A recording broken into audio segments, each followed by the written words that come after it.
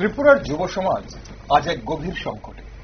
এক ভয়ঙ্কর নেশার অন্ধকার ঘিরে ফেলছে আমাদের ভবিষ্যৎ প্রজন্মকে। নানান মাদক দ্রব্য, নেশাজাত দ্রব্য, এমনকি ডিজিটাল আসক্তিও আজ যুবকদের মানসিক ও শারীরিকভাবে বিপর্যস্ত করে তুলছে। বারংবার প্রশাসনের তরফে অভিযান, ইডির হানা করা, আইনগত পদক্ষেপ নেওয়া সত্ত্বেও কিন্তু একাংশের যুবক এই ভয়াল পথে কিন্তু পা বাড়িয়ে চলেছে। ফলশ্রুতিতে সমাজে বাড়ছে অপরাধ, বাড়ছে অবক্ষয়, আর এক একটি পরিবার হারাচ্ছে তাদের প্রিয় সন্তানকে।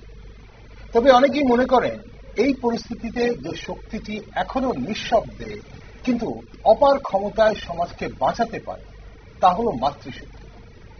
আজ যে সমাজে আমরা বসবাস করছি সেখানে স্কুলের গণ্ডি ছাড়িয়ে মোবাইলের পর্দায়, বন্ধুত্বের আড়ালে কিংবা অলিগলির অন্ধকারে নেশা তার ফাঁদ পেতেছে।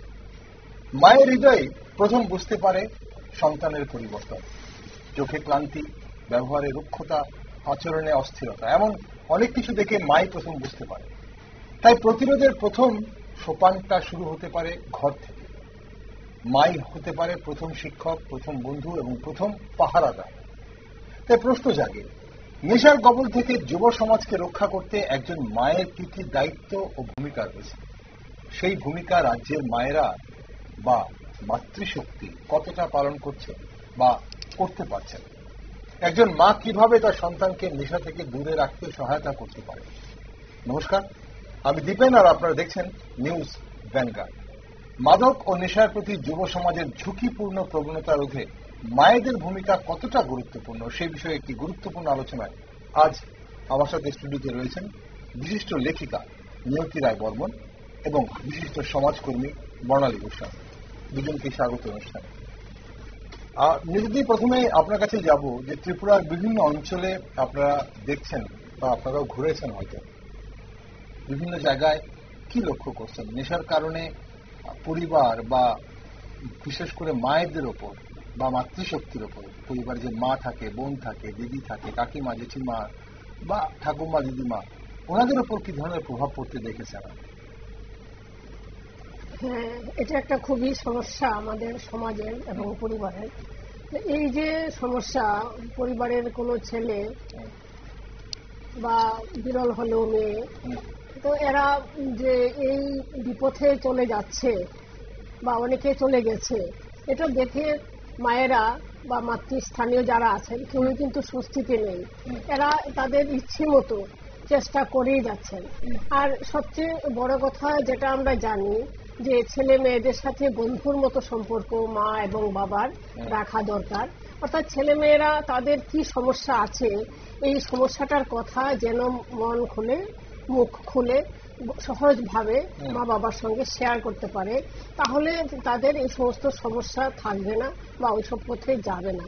তো আর আরেকটা জিনিস হয়েছে যে আমাদের মূল শিক্ষা হয়েছে পরিবার। পরিবার একটা মূল শিক্ষা। এখানে পরিবারের মধ্যে ছেলে মেয়েরা মানুষ হবে, ছেলে মেয়েরা আদর স্নেহে বন্ধুর মতো এরা মানুষ হবে এবং তাদেরকে পড়াশোনার পাশাপাশি অন্যান্য বিষয়ে তাদেরকে ব্যস্ত রাখা। সাংস্কৃতিক বিষয়ে সাংস্কৃতিক নানা ধারা আছে, সেই সমস্ততে কিছুটা হলো যুক্ত করা, খেলাধুলা আছে, কিছু না কিছুর সঙ্গে যুক্ত করে রাখলে, অর্থাৎ ছেলে মেয়েদের ব্যস্ত রাখা এবং এর জন্য প্রচুর পরিশ্রম করতে হয় মা বাবাকে বা পরিবারের অন্যান্য সদস্যদের। কিন্তু তাদেরকে যদি ব্যস্ত রাখা যায়, নানা বিষয়ে যদি তাদেরকে শিক্ষিত করে তোলা যায়, নানা বিষয়ে যদি তাদের আগ্রহ থাকে, তাহলে কিন্তু তাদের অন্যদিকে মন দেওয়ার মতো তাদের সময় থাকবে না। অর্থাৎ তাদের সঙ্গে সবসময় সঙ্গ দিতে হবে, তাদেরকে বন্ধুর মতো ব্যবহার করতে হবে, যাতে তাদের মনে কোনো রকমের কোনো যদি চাপ সৃষ্টি না হয় সেদিকে তাদের দিকে লক্ষ্য রাখতে হবে। আরেকটা জিনিস হয়েছে যে একটা হেলদি অ্যাটমসফিয়ার, পরিবারে একটা হেলদি অ্যাটমসফিয়ার রাখতে হবে যেখানে ছেলেমেয়েরা সহজভাবে তারা বড় হতে পারবে, যে কোনো রকমের মন খারাপের ব্যাপারটা যেন না ঘটে। এই হেলদি অ্যাটমসফিয়ারটা কিন্তু শুধু মায়ের দ্বারা হয় না, গোটা পরিবার, পিতা বা অন্যান্য। পরিবারের অ্যাটমসফিয়ারের কথা নিয়ে আসবো দিদি, আমরা আলোচনা করব, কারণ প্রত্যেক পরিবারে যে ধরনের হেলদি অ্যাটমসফিয়ারের কথা আপনি বলছেন বা অনেকেই এটা বলে যে পরিবারে সেরকম একটা পরিবেশ রাখতে হয়। আসলে যারা দরিদ্র অংশের মানুষ বা পিছিয়ে পড়া মানুষ, তাদের পরিবারে এই ধরনের অ্যাটমসফিয়ার সবাই দিতে পারেন কিনা তা নিয়ে প্রশ্ন জাগে।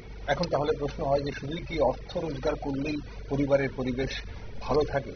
অনেক অর্থবান বা বিত্তশালীদের পরিবারও আমরা দেখি নানান সমস্যা থাকে, বিশেষ করে পরিবারের মা বাবার মধ্যে যে বিবাদগুলো থাকে তার প্রভাব পড়েছে মেয়েদের ওপর।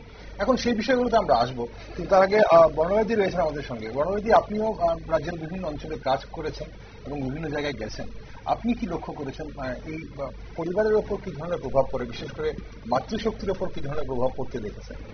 আপনার ব্যক্তিগত অভিজ্ঞতা কি বলেন?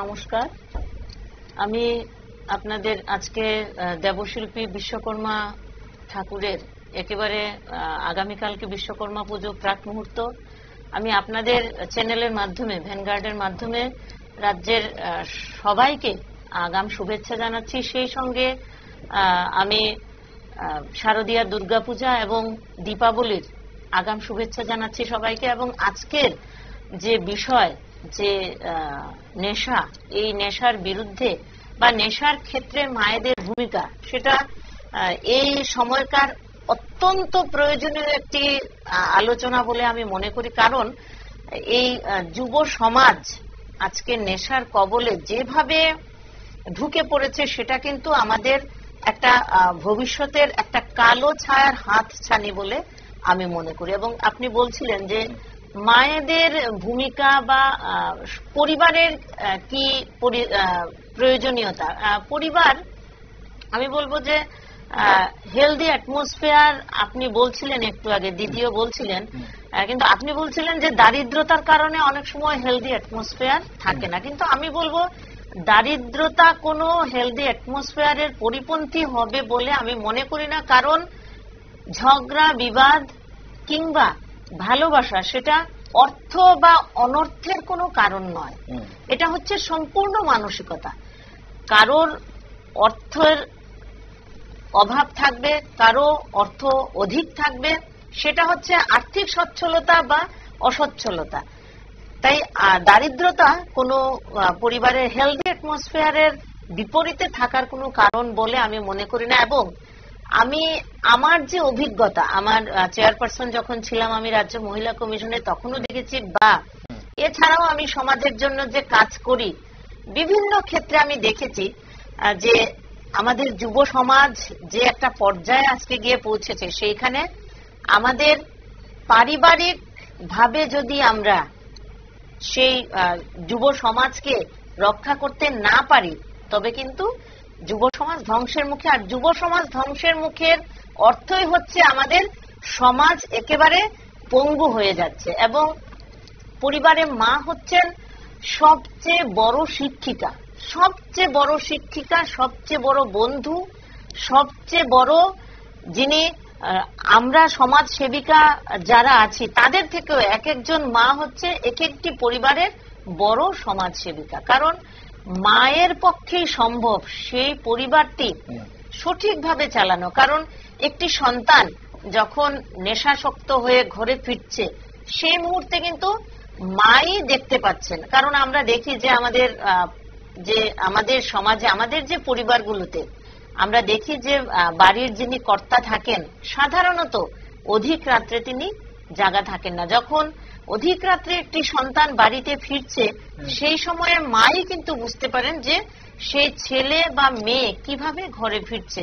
এবং সেই সঙ্গে শুধু মায়ের কথা বলবো না, যে মায়ের সঙ্গে যিনি পরিবারের কর্তা, তিনি যদি চুপ করে থাকেন, শুধু শুয়ে থাকেন, আমরা দেখেছি যে আমাদের পারিবারিক হিংসার যে ঘটনাগুলো ঘটে, সেখানে আমরা দেখি যে একজন গৃহবধূর শাশুড়ি মায়ের উপর অভিযোগ থাকে, কিন্তু শ্বশুর মশাইয়ের উপর অভিযোগ থাকে না। সে বলে যে উনি কিছু বলেন না, উনি ভালো। কিন্তু এটা কিন্তু সমস্যার সমাধান নয়। যিনি বাড়ির কর্তা, তিনি যখন সরব হবেন, সমস্ত সমস্যার সমাধানের জন্য সরব হবেন, তখনই সমস্যার সমাধান সম্ভব। সেই ক্ষেত্রে এই নেশার ক্ষেত্রেও কিন্তু আমি বলবো যে ড্রাগসের বাড়ন্ত চলছে, সেই বাড়ন্তকে রোখার জন্য একমাত্র পরিবারের মায়ের সঙ্গে সেই বাড়ির কর্তাকেও একযোগে কাজ করতে হবে। এবং সেই কাজটা কি, সেটা এমন নয় যে বাইরে বেরিয়ে মাইক নিয়ে অ্যাওয়ারনেস করবেন তা নয়, কিন্তু আমার বাড়ির ছেলে বা মেয়ে কিভাবে ঘরে ফিরছে সেটা কিন্তু পরিবারের মানুষের পক্ষেই বোঝা সম্ভব। তো এই ক্ষেত্রে মায়েরা যদি, বিশেষ করে মায়েরা যদি সজাগ হন, তাহলে এই সমস্যাগুলোকে ধীরে ধীরে কমিয়ে আনা সম্ভব। আর যদি মায়েরা ভাবেন যে আমি চুপ থাকি, পাশের বাড়ির লোকেরা শুনবে, সেটা একদিন, দুদিন, 3 দিন, তারপর কিন্তু ওনার হাত থেকে বেরিয়ে যাবে তার সন্তান। এবং তাই ঘটছে যে মায়েরা চুপ থাকছেন, ভাবছেন আজ কিছু বলছি না, কালকে দেখা যাবে, কাল কিছু বলছি না, পরশু দেখা যাবে।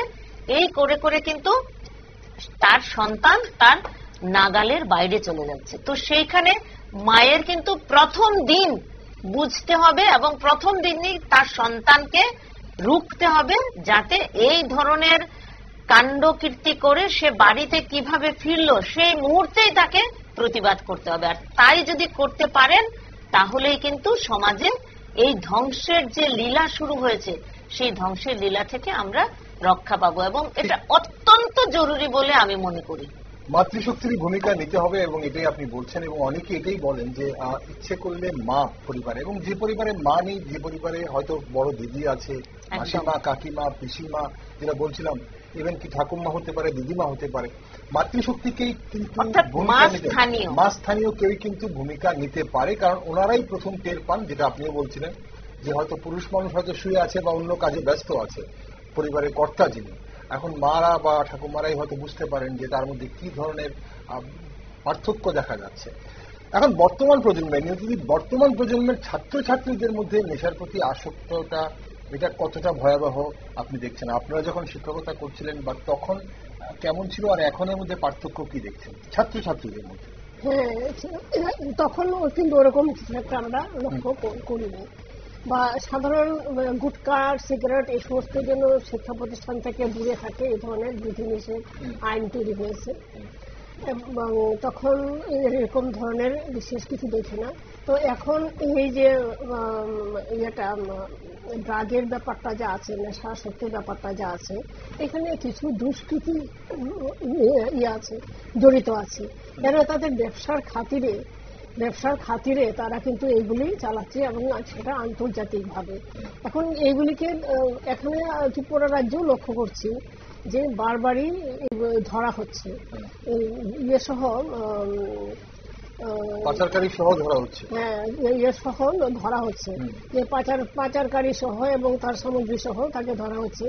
বহু গাঁজা ক্ষেত নষ্ট করা হচ্ছে, এই ধরনের ব্যাপার, বা আরো যা যা এখানে আছে, হিরোইন থেকে তারপরে ইয়াবা ট্যাবলেট থেকে আরম্ভ করে আরো কি কি সব নাম আছে, এগুলি সবই আছে। তারপর দেশি মদ, বিলিতি মদেরও দোকানের বারবারন্ত সরকার চায়, কোনো সরকার চায় হয়তো বা এর থেকে ট্যাক্স বেশি হয়, এগুলি একটা ব্যাপার আছে, কিন্তু পাচ্ছে সমাজেরও অনেক ক্ষতি হয়।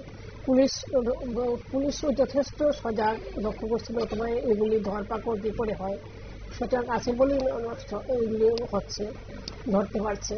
কিন্তু তবুও কিন্তু একটা আন্তর্জাতিক একটা চক্র আছে, যে কারণে নানা ধরনের দুর্নীতি আমাদের রাজ্যে বা অন্যান্য রাজ্যে আন্তর্জাতিকভাবে এগুলি হচ্ছে।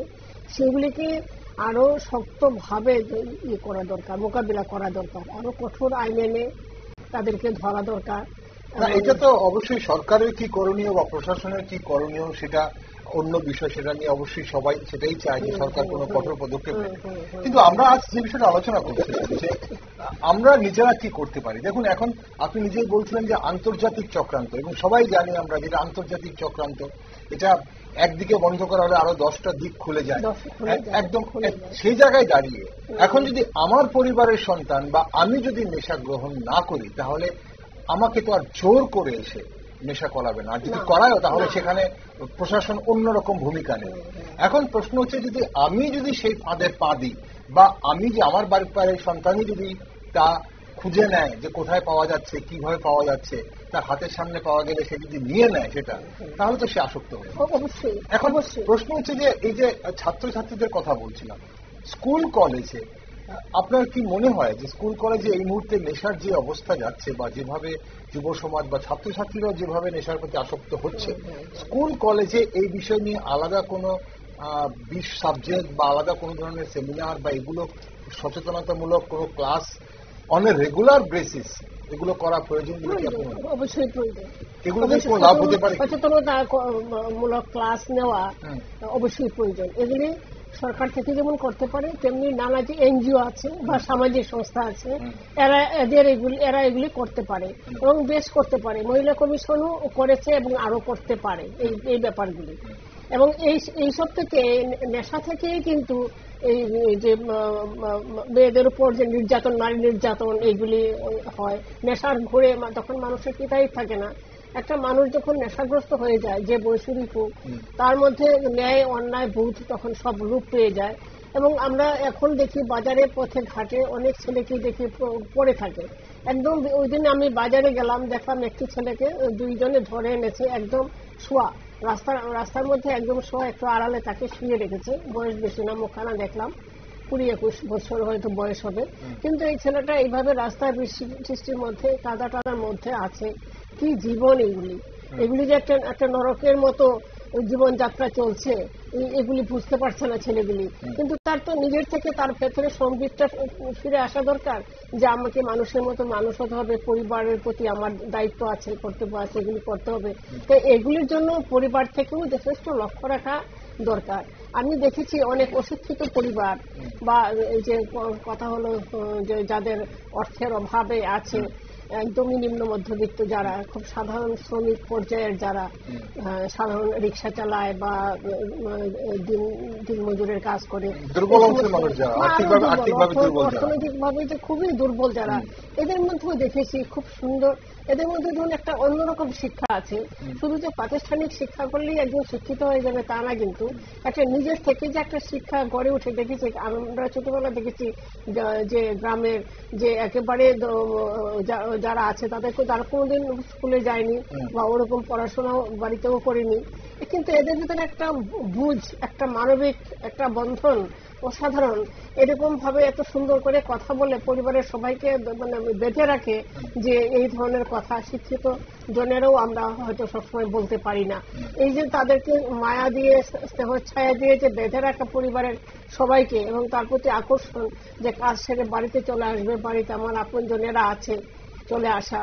এবং এটা কিন্তু অনেকটা ফলে একটা ভাইস ভার্সা হয়ে যায়, যে বাচ্চাদের প্রতি যদি বড়দের এরকম একটা স্নেহের বন্ধন তৈরি করতে পারে, তাহলে বাচ্চারাও কিন্তু মায়ের প্রতি, ঠাকুমার প্রতি, পিসিমার প্রতি, দাদুর প্রতি, দিদার প্রতি একটা ওরকম সৃষ্টি হবে। কাজে তাদেরকেও ওরকম ভাবে বেঁধে রাখতে হবে, ভালো মন্দ বোঝাতে হবে।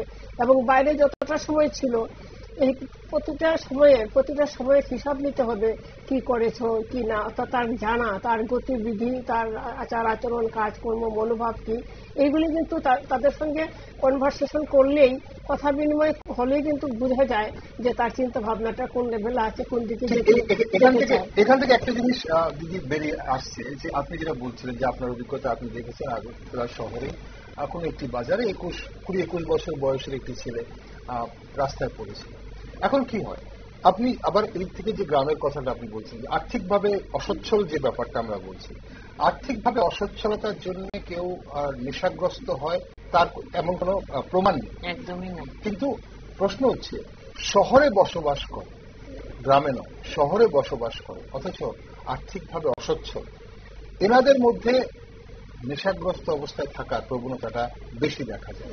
এবং আবার ড্রাগসের যে ব্যাপারটা নিয়ে আমরা আজকে কথা বলছি, সেই ড্রাগসের ব্যাপারটা কিন্তু সম্ভ্রান্ত ঘরের ছেলে মেয়েদের মধ্যে অনেক বেশি লক্ষ্য করা যাচ্ছে আজকাল।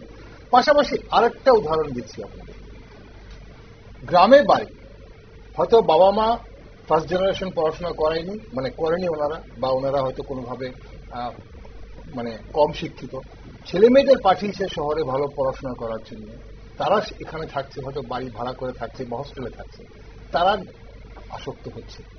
এখানে সিনারিও গুলো ভিন্ন, কারণগুলো কি হতে পারে, আর এখানেই বা মাতৃশক্তি কি ধরনের ভূমিকা নিতে পারে? বনরিদি, আপনার দেখুন, যে বিষয়গুলো আপনি তুলে ধরেছেন, যে গ্রামে বাড়ি, ফার্স্ট জেনারেশন পড়াশোনা করেনি, শহরে পাঠিয়েছে ছেলে মেয়েদেরকে পড়াশোনা করেছে, সেখানে এসে তারা নেশাগ্রস্ত হচ্ছে।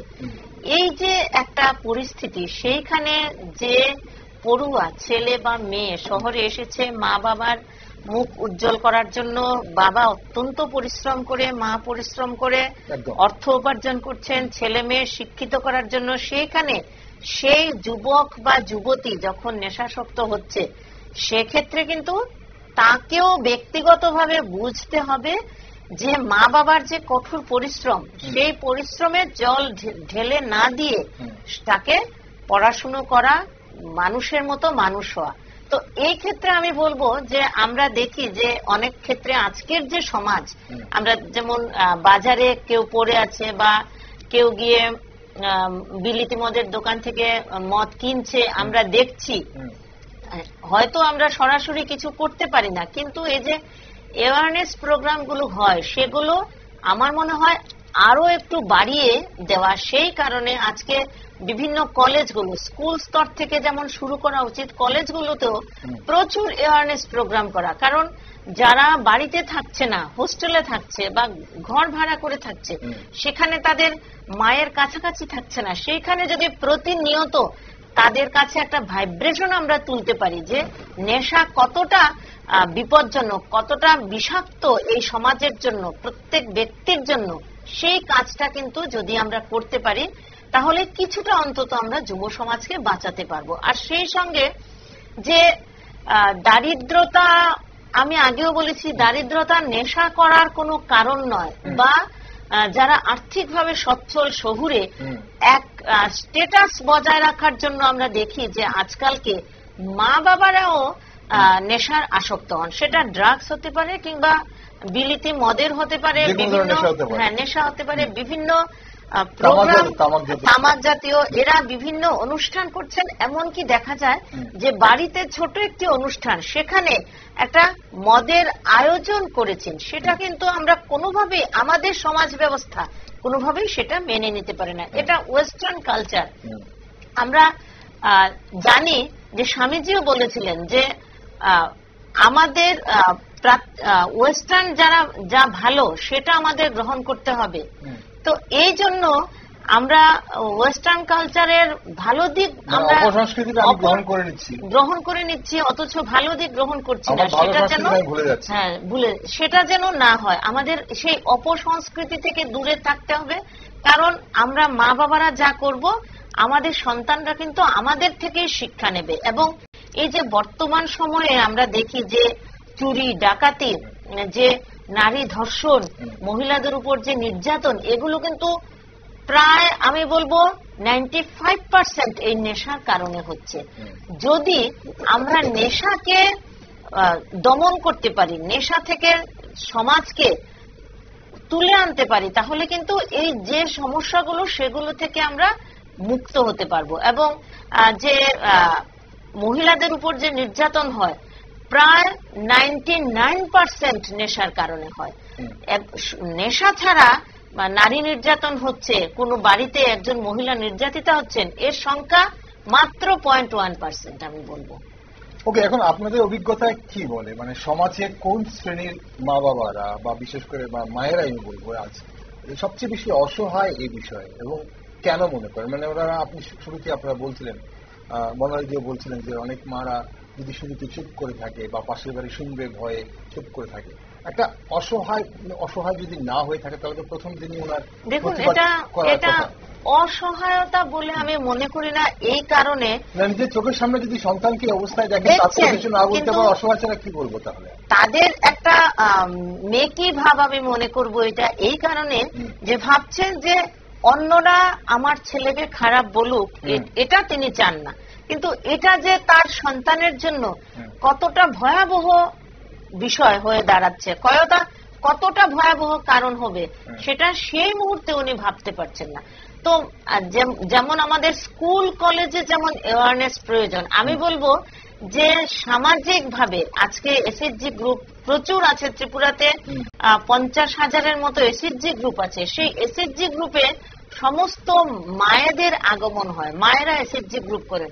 সেই এসএইচজি গ্রুপগুলোতেও আমার মনে হয় এই নেশার বিরুদ্ধে অভিযান করা, নেশার বিরুদ্ধে অ্যাওয়ারনেস করা অত্যন্ত প্রয়োজন বলে মনে করি আমি। কারণ একটি সন্তান যেমন অ্যাওয়ার হওয়া দরকার, তেমনি সে তার যে গার্জিয়ান, তার মা, তাকেও কিন্তু অ্যাওয়ার করা প্রয়োজন। কারণ আমি শুধু বলবো, উনি যেমন আপনি বলছিলেন কি অসহায়তা, তো যদি অ্যাওয়ার হয়ে যান একজন মা, তাহলে উনার যে অসহায়তাটা এটা দূর হয়ে যাবে এবং উনি তার সন্তানকে সঠিক শিক্ষা দান করতে পারবেন।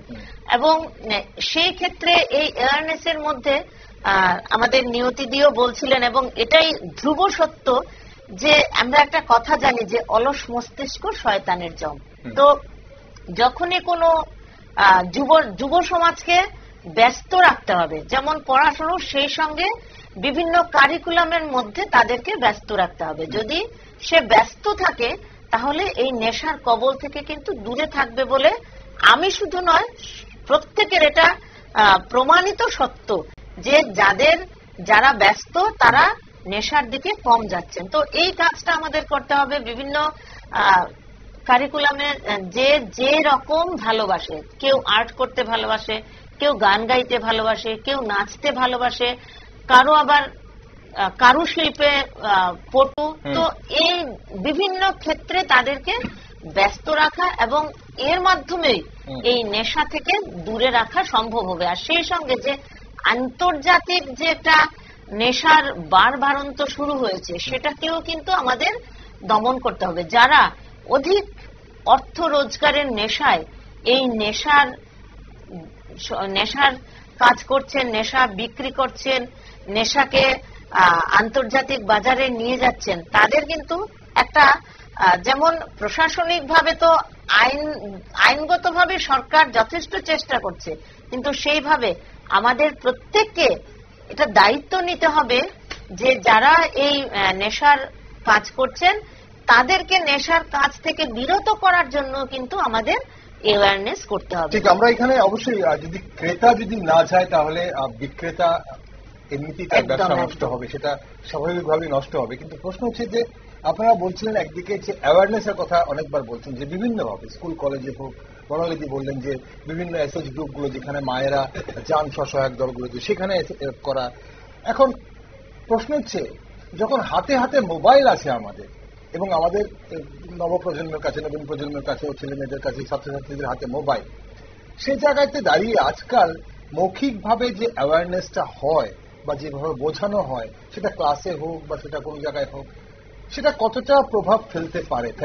এক্ষেত্রে আমি বলবো যে মোবাইল আমাদের হাতে আছে, কিন্তু মোবাইলটা কিন্তু আমি চালাচ্ছি, আমি কি দেখবো সেটা আমার উপর নির্ভর করে। সবকিছু আছে সেটার মধ্যে আছে, কিন্তু সেটা আমি যদি অ্যাওয়ারনেস প্রোগ্রাম দেখি তবেই আমি সেটা দেখব। কিন্তু স্কুল কলেজে যদি একটি ক্লাসের মধ্যে 10 মিনিট 15 মিনিট হোক একটা সময় বাচ্চাদের অ্যাওয়ারনেসের প্রোগ্রাম করা হয়, তাহলে সেখানে কিন্তু তারা বাধ্য থাকবে সেই কথাগুলো শুনতে। এবং সেই এসএইচজি গ্রুপের ক্ষেত্রেও আপনি বলুন যে সেখানে যদি কিছুটা সময় এই অ্যাওয়ার করা হয়, তাদেরকে শিক্ষামূলক কথা বলা হয়, সেখানে কিন্তু মায়েরা কিছুটা হলেও বাধ্য থাকবেন কথাগুলো শুনতে। কিন্তু মোবাইলে আছে সব, কিন্তু সেটা আমার ব্যক্তিগত ইচ্ছের উপর নির্ভর করবে, আমি নাচ দেখব না গান দেখব না অ্যাওয়ারনেস প্রোগ্রাম দেখব না কি দেখব।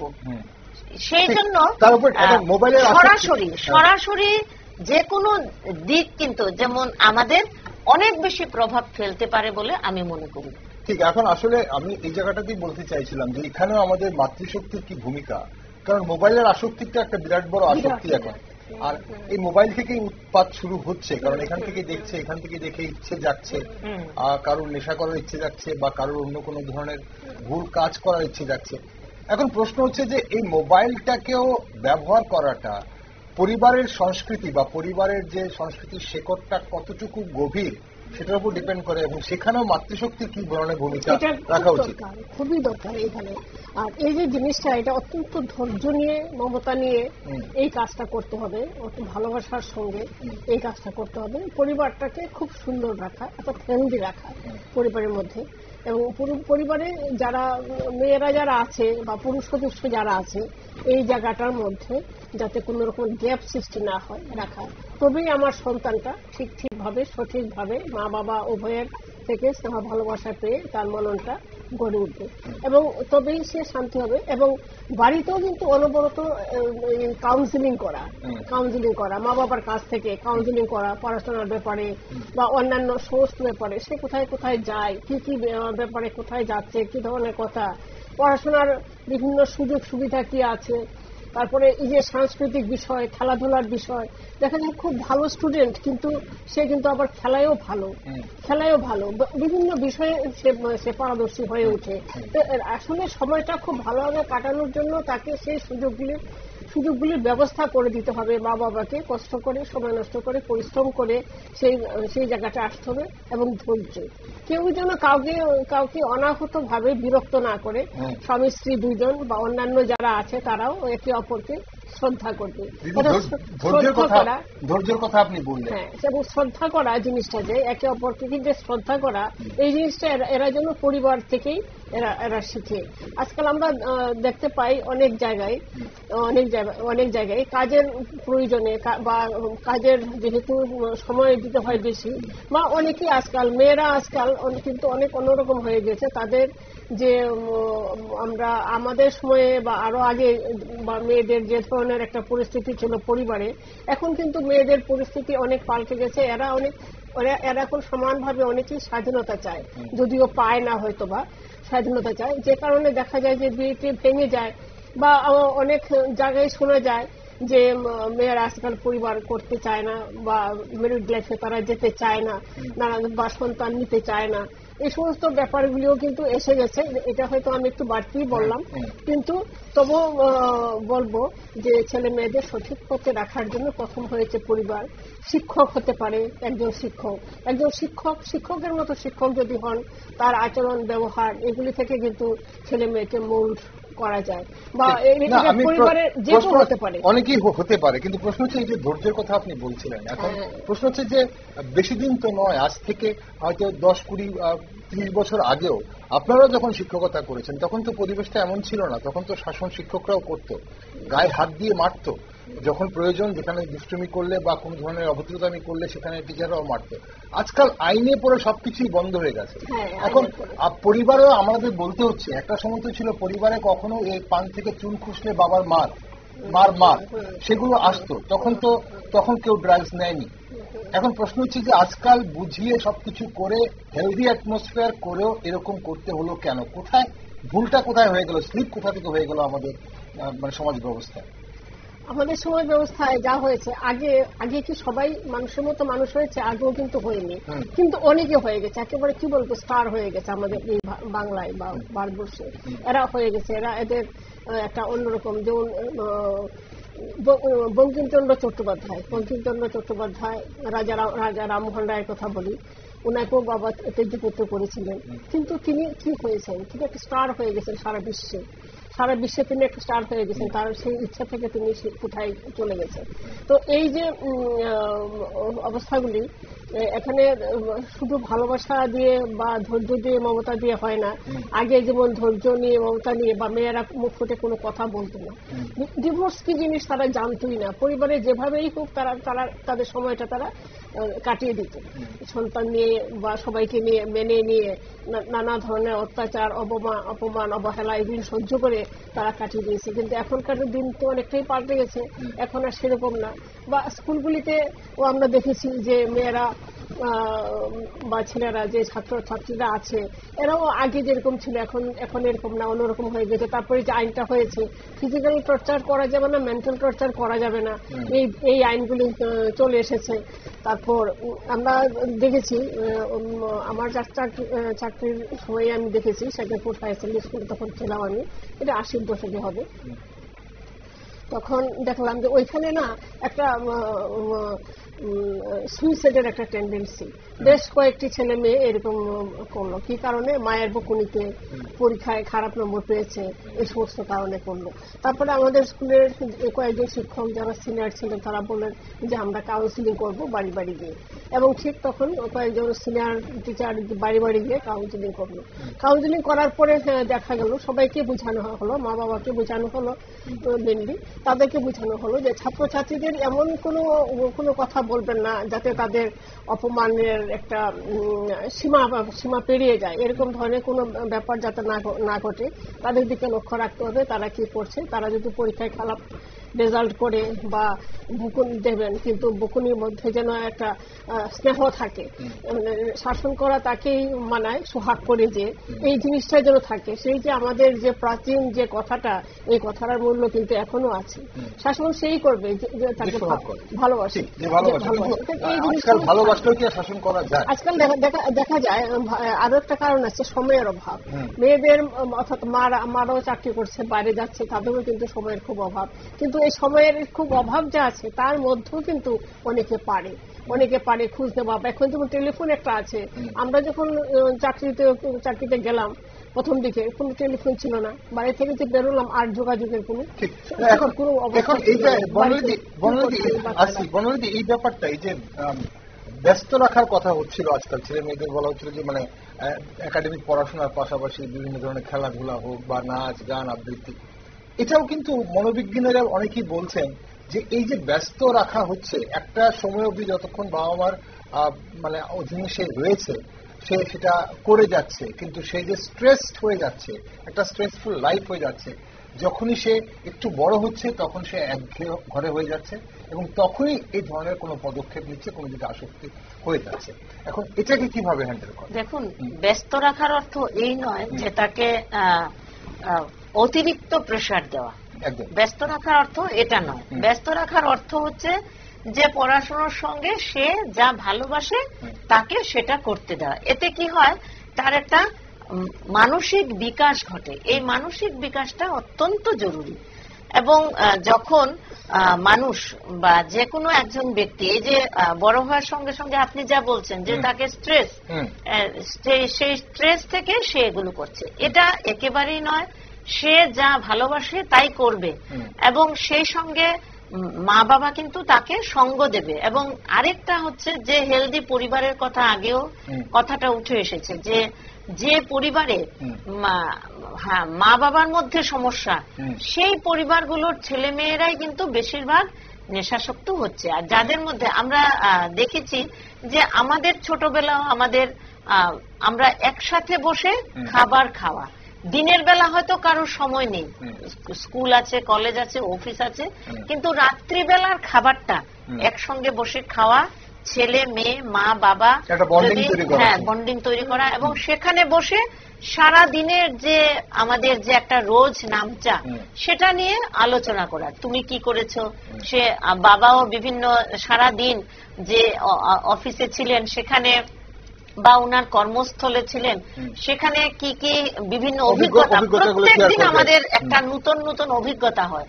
সেটাকে শেয়ার করা এবং সেটা একটা বন্ধুর মতো আচরণ। এবং ঠিক ছেলে মেয়েরাও তখন কি করবে যে তাদের সারাদিন কি ঘটেছে সেটা তারা শেয়ার করবে এবং এই শেয়ারিং থেকে কিন্তু ভালো যেমন উঠে আসবে, মন্দটাও উঠে আসবে। তো সেখানে কোনটা খারাপ সেটারও কিন্তু একটা আলোচনা হবে এবং সেটা থেকে, এবং এটা প্রতিদিন নিয়ম করে করা উচিত।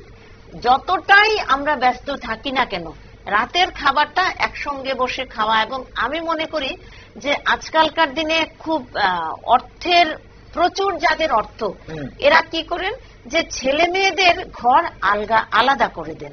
সেটা কিন্তু আমি ব্যক্তিগতভাবে একেবারেই আমি পছন্দ করি না। সেই কারণে যে বাচ্চাদেরকে আলাদা রুমে শুতে দেওয়া মানে আজকে আমাদের হাতে মোবাইল আছে, সেই মোবাইলে সে কি করছে সেটা মা বাবা মনিটর করা যাচ্ছে না। তো মা বাবার কাছে যে স্নেহ ভালোবাসা আমরা পেয়েছি, আমরা মায়ের সঙ্গে শুয়েছি, বাবার সঙ্গে শুয়েছি, সেই স্নেহ কিন্তু একা যত ভালো ঘরই হোক, যত সুন্দর গোছানো ঘরই হোক, মায়ের স্নেহটা কিন্তু সেখানে থাকে না। সেই কারণে বাচ্চাদেরকে নিজের কাছে রাখা, সেটাও একটা সুযোগ এইভাবে আসক্তি করা। এবং সে ঘর বন্ধ করে ঘরের ভেতরে যদি সে কিছু করে ঘুমিয়ে থাকে, কেউ জানবে না। তো এটা ছোট ছোট জিনিস এগুলো, কিন্তু এগুলো আমাদের মাথায় রাখতে হবে। এবং আমি দেখেছি যে আমার একটা অভিজ্ঞতা আমি শেয়ার করব।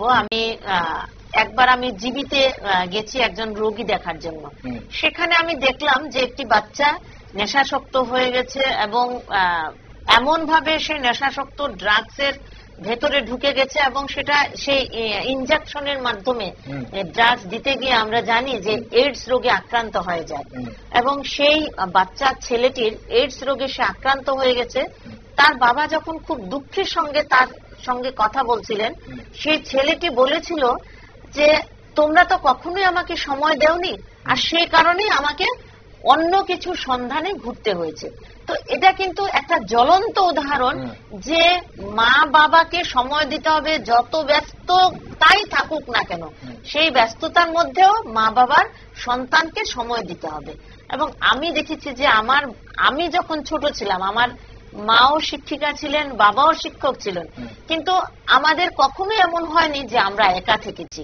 আমাদের ঘরে ঠাকুমা ছিলেন, দাদু ছিলেন, সেই কিন্তু আবার ঘুরে ফিরে একটা একান্নবর্তী পরিবারের যে প্রয়োজনীয়তা সেটা অত্যন্ত জরুরি। আজকে আমরা দেখি যে চাকুরির জন্য মা বাবা ছেলে মেয়েদেরকে নিয়ে শহরে চলে যাচ্ছেন, বাড়িতে মা বাবাকে রেখে দিয়েছেন।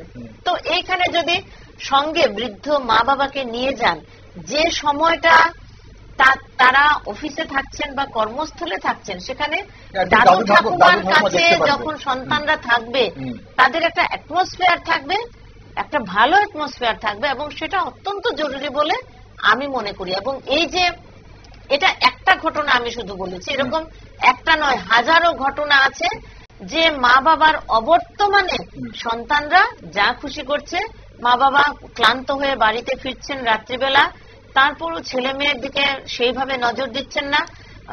আয়ার কাছে ছেলে মেয়ে বড় হচ্ছে, রান্না বান্না আয়া করছে, সে হয়তো ছেলে বা মেয়ে খেয়ে ঘুমিয়ে পড়েছে। এই যে একটা পরিস্থিতি, সেইটাই কিন্তু আজকে নেশার কবলে যুব সমাজ ঢুকে যাওয়ার একটা বড় কারণ বলে আমার মনে হয়। এবং সেটা এটা থেকে সেখান থেকে বেরিয়ে আসতেই হবে, নতুবা এই সমস্যার সমাধান কখনোই সম্ভব নয়। আইন দিয়ে কখনোই এই সমস্যার সমাধান করা সম্ভব নয়। আমরা জানি যে আইন আছে, কোন ব্যক্তি যদি কাউকে হত্যা করে তার পানিশমেন্ট আছে, জেনেও কিন্তু একটা ব্যক্তি অন্য ব্যক্তিকে মার্ডার করছে। তো আইন শুধু সমস্যার সমাধান নয়, আইন হচ্ছে ঘটনা ঘটে যাওয়ার পর, কিন্তু ঘটনা যাতে না ঘটে প্রতিরোধের কাজটা কিন্তু আমাদের পরিবার থেকেই করতে হবে। আর সেই ক্ষেত্রে মায়ের ভূমিকা সবচেয়ে বড়। ঠিক, অনুষ্ঠান সময় পুরিয়ে আসছে। নিচে একটা শেষ প্রশ্ন, আপনার মতে মায়েদের শিক্ষিত হওয়া এই ব্যাপারটাতে নেশার বিরুদ্ধে কতটা প্রভাব ফেলবে? কারণ এখানে প্রশ্ন হচ্ছে এর জন্যই, কারণ আমরা যখন কথা বলছি যে বিত্তশালী পরিবারের ছেলেমেয়েরা আজকাল নেশায় আসক্ত হচ্ছে এবং শহরে বিশেষ করে দেখা যাচ্ছে সেখানে তো পরিবারের মায়েরাও শিক্ষিতা, এবং শিক্ষিতা এখন হয়তো অনেকেই আছেন চাকরি করছেন বা কাজ করছেন বা স্বাবলম্বী, মায়েরাও স্বাবলম্বী। তো সেই জায়গায় মায়েদের শিক্ষিত হওয়াটা কতটা প্রভাব ফেলতে পারে? এখন এই যে শিক্ষিত ব্যাপারটা, শিক্ষিত আর প্রকৃত শিক্ষিত, এখানে দুটো ভাগ আমরা করতে পারি। এই ব্যাপারটা কিন্তু দেখতে হবে, এই ব্যাপারটাও দেখতে হবে। এবং পরিবারের মধ্যে দেখা যায় স্বামী স্ত্রী একটি সন্তান বা দুটি সন্তান, এর বাইরে যে পরিবারের আরো বৃহত্তর পরিবার আছে, সেই পরিবারের সাথে মায়ের, বিশেষ করে বাবার চেয়ে এখানে মায়ের ভূমিকা কিন্তু বেশি। মায়ের কিন্তু সেখানে তাদেরকে জড়িয়ে রাখা একটা ভূমিকার মধ্যে পড়ে। পরিবারের মধ্যে যে মেয়েটি বিয়ে হয়ে এলো, বধূ হয়ে এলো, আসার পরে এই পরিবারে তার যে শ্বশুর শাশুড়ি বা অন্য যারা আছে তাদেরকেও কিন্তু ভালোবাসতে হবে, ভাইস ভার্সা তাদেরকেও। শ্বশুর শাশুড়ি যারা আছে, শ্বশুর বাড়িতে যে লোকজন আছে, তাকেও কিন্তু এই মেয়েটিকে বা পুত্রবধূকে আপন করে নিতে হবে। এবং এটা কিন্তু উভয়েরই দরকার। পরিবেশটা যাতে সুন্দর হয় ভালোবাসার মাধ্যমে, ভালোবাসা দিয়ে কিন্তু পৃথিবী জয় করা যায়। কাজে এই ভালোবাসাটুকু কিন্তু রাখতে হবে, রাখলেই কিন্তু সেটা সম্ভব। অর্থাৎ সবাইকে যেন ভালোবাসে এইভাবেই রাখতে হবে। অর্থাৎ এখানে কিন্তু মেয়েটির বা বধূটির দায়িত্ব কিন্তু খুবই বেশি। বাপের বাড়ি, শ্বশুর বাড়ি, উভয় বাড়ির সঙ্গে সমানভাবে তার সম্পর্ক রাখতে হবে। বিশেষ করে শ্বশুর বাড়ির সঙ্গেই তাকে সময়টা বেশি দিতে হবে, কারণ যেহেতু সে এখানে থাকে বেশি সময়। এবং এগুলি আমি অনেক পরিবারে দেখেছি, পরিবার ভেঙে যায় বা অশান্তি হয় মায়ের কারণে। মায়ের বাপের বাড়ি থেকে বধূমাতা, মায়ের বাড়ি থেকে, আমরা সেটা অন্য বিষয় হয়ে যাচ্ছে। আমরা সময় হচ্ছে, আমরা কিন্তু আছে। আচ্ছা, এগুলো আমাদের প্রভাবটা পড়ে, সন্তানদের অবশ্যই প্রভাব পড়ে, পরিবার অশান্তি হয়। ওই যে হেলদি অ্যাটমসফিয়ার, পরিবারটা যেন হেলদি থাকে, এর জন্য কিন্তু এই বিষয়গুলি আছে। অর্থাৎ বধূমতা সব দিক সামলে কিন্তু চলবে, তার উপর বিরাট দায়িত্ব। বিয়ে মানে কি শুধু একটা আনন্দ না, এখানে বিরাট কর্তব্য আছে, দায়িত্ব আছে, সেগুলি করতে হবে। দিদি, আমার সময় ফুরিয়ে গেছে, একদম একটা শেষ প্রশ্ন বলবো যে আপনার কাছে সরকারি ও বেসরকারি স্তরে মা বোনদের জন্য কি ধরনের সহায়তা বা প্রশিক্ষণের প্রয়োজন আছে বলে আপনি মনে করেন, বা আছে কিনা?